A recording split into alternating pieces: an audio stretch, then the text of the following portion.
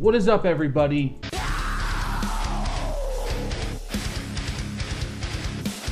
Today, I want to talk to my emo friends. Did you guys ever go through a hardcore emo phase? Did you wear cat ears to school? Those videos for you. I really miss my emo days, to be honest. Like, I miss having the long emo bangs and flipping them every 5 seconds and jamming out to Armor for Sleep. So if you're not an emo kid, get out of here.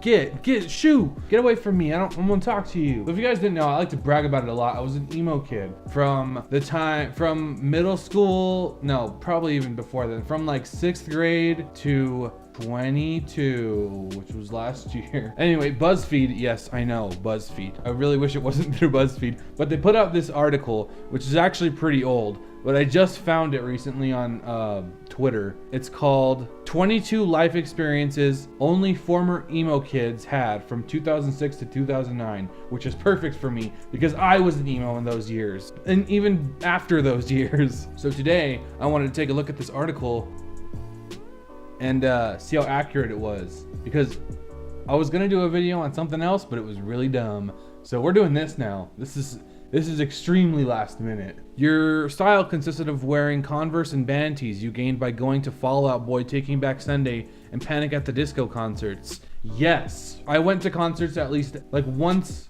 a week almost. I would always go to like local shows, but still, I used to love going to shows, moshing, and getting a t-shirt, and that was like a souvenir. That shirt gave you bragging rights, okay? You went to school that next day and you wore that shirt and you were like, fucking check it out, guys. I went to a sick show last night and I was hitting kids and there was a bar there. Bet you guys didn't go to a cool place with the bar and hit kids. And being the nerd asshole I was, if you had, the more obscure the band was, the cooler you were. So if you wore like a Saosin shirt, you were like way cooler because everybody knows Bring Me the Horizon, but nobody knows Saosin.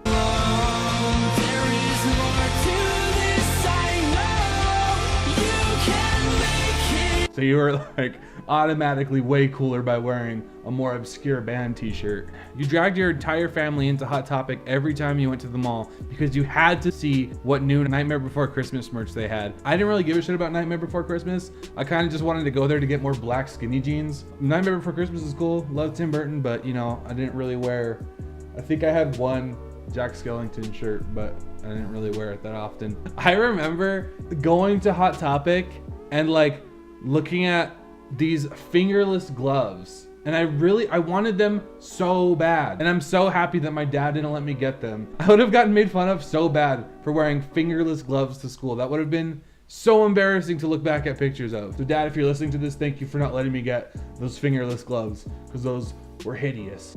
Warped Tour was basically your Coachella. Yes it was. I loved Warped Tour so much. You got to see every band that you wanted to see that year.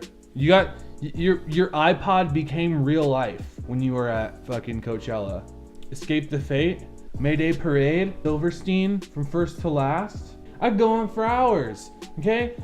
Warped Tour was the best, okay? You got to see every band that you loved that same day. And I always remember like planning out with my friends, like, okay, we're gonna go to this stage at this time, and then this stage at this time. Oh, but and it was always the worst when two bands you wanted to see were playing at the same exact time. You'd have to like sacrifice seeing the other band, or maybe catch like the end of one of their sets and then go see the other band. Number 4, you truly believe the only way to show your support at a show was to mosh the hell out of the crowd.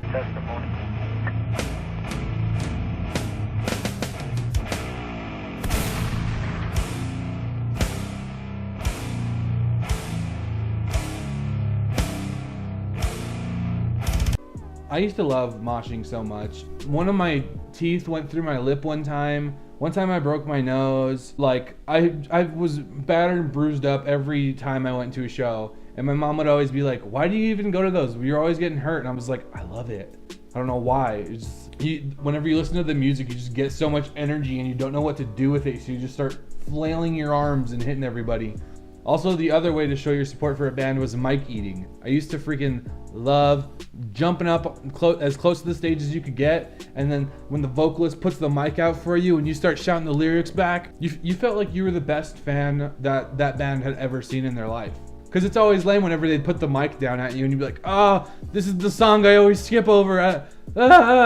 You begged your parents to let you get the super trendy emo hair, and when they disagreed, you took scissors and hacked it away. That was my look until like a year or two after high school. I kept the emo long hair look for a while. And around that time is when I started getting into like hip hop. So I tried to like, I was this weird, awkward hip hop, emo, snapback wearing cringe lord. I don't know. It was so bad.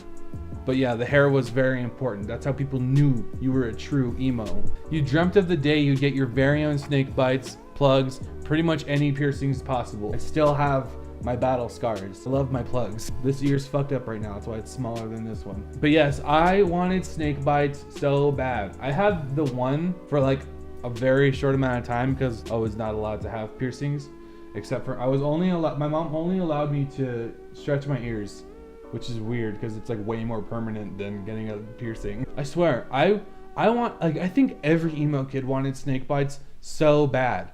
And everyone knew like all the different variations of the piercing. There was the spider bites, which was 2 right here. There was the snake bites, of course, the angel bites, and then there was the shark bites, which was 2 on each side. I remember sitting in the car and like just being like, I can't wait till I'm 18 out of the house. I'm gonna pierce my lips. I'm gonna do it. I'm gonna do it myself. I remember every kid used to wear tapers. All the emo kids used to wear tapers too. If you don't know what tapers are, they're those long spikes that shoot out the back of your ears whenever you stretch them. Actually, I think I still have a pair. See how they like shoot out the sides? Yeah, that was like a look that everybody wanted. You spent hours cultivating the perfect emo playlist. 70% of being emo is listening to the music. That's where it all comes from. I remember I had so many CDs because like your true way of supporting the band is like going to your local record shop and then getting the CD and then putting it into your iTunes, burning the CD, then putting it on your iPod. It was a lot more work than it is today to get music. Like now, if you want to listen to AFI, you just look up AFI, it's right there. Not when I was a little emo toddler. Or if you wanted to give your computer AIDS, you download LimeWire or FrostWire and look up any band or song you wanted and then just infect your computer, but you'd have all the music you wanted, so it was worth it. You were pretty much obsessed with every artist signed to Fueled by Ramen. I mean, yeah, of course. We got some of the greatest bands from Fueled by Ramen. Like at the Disco and 21 Pilots, like still incredibly popular bands signed to Fueled by Ramen. But the most important band that was signed to Fueled by Ramen was Cute Is What We Aim For. Cute Is What We Aim For was my favorite band for like years. To this day, I know every lyric to every song by them. You had to wear a studded belt even though your jeans were tight as hell. And I always wore like the more low-key studded belt. I'd wear the one with like the black studs on it, so like you really couldn't tell that they were studded, but you know when the little studs would fall off, the more cool it looked, at least to me. Especially when you had like one of the silver ones and like all the little studs were like falling off. I was deaf wearing a studded belt at all times. You were very anti-mainstream and felt like you were rebelling against the norm by refusing to step foot into Abercrombie or Hollister. Like, I don't know what terminology other people used in other parts of the States, but we used to call people that shopped at Hollister and Abercrombie preps. I feel like it's like the opposite now. Like, everyone's like very mainstream. Everyone's like very excited when their artist goes mainstream. Like 6ix9ine and X and Lil Peep. I mean, they weren't like super mainstream, but they were very popular.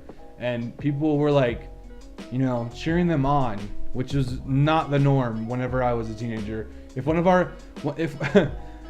If we found a band that we really liked, that was our secret. We didn't tell anybody about that band except for our very close friends. We managed to achieve the high angle selfie before the selfie stick was a thing. I took every single picture like that. I think a lot of you can relate. Taking a picture way up here and like looking down, and for the longest time, I don't know, I thought it was like my cool thing. Like this was my thing. I like would always have my bangs covering my eyes. God, I don't know if I have any pictures of that phase in my life. I literally, every picture I had from the time I was like 13 to about 16 My bangs were covering my eyes, dude. Nobody was seeing these little peepers right here, dude. You know my MySpace? Every picture you look at, eyes are covered. No looking, dudes. Don't want to see you. Don't want to see this world. And every picture was always like way overexposed. Like you couldn't see your lips. You couldn't see your nose. This is what you wanted to look like if you were emo. And the last one says, you swore it wasn't just a phase. You know what? It wasn't a phase, okay? I still have my emo battle scars, okay? I got my plugs. You know, I still jam out to From First to Last an Alkaline Trio every once in a while, okay? Emo is here to stay. I know people to this day that still have like Chiodos tattoos and Alkaline Trio tattoos. Shout out to you, David, if you're watching this. Let's try to bring emo back in 2019, okay? If you got a little sister, little cousin, show them some Chiodos and some Alkaline Trio or show them some brand new. Maybe they'll take a liking to it. And maybe emo won't die. Anyway, guys, that's gonna do it for this video. Hope you emos are still out there. You emo boys and girls. You guys never give up, okay? Keep listening to Saosin and Silverstein, okay? Never let them die. Never take out your snake bite piercings. Leave them in. If you guys like this video, hit that like button, subscribe, leave a comment down below of your favorite emo moments, emo bands. I love you guys. I'll see you guys next time. Bye.